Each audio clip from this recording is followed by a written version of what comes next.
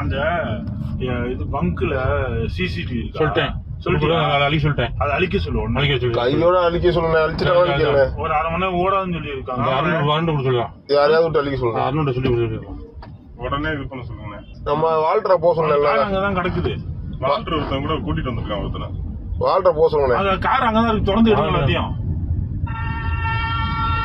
Car சாவி அவன் தூக்கிட்டு ஓட்டிட்டாங்க. கார் ஓரமா போட்டாங்க. இப்ப யாரு போட்டா கார் ஓரமா? ஹலோ நீங்க இறக்கி விட்டு அந்த பங்குலயும் இதுலயும் இருக்கு.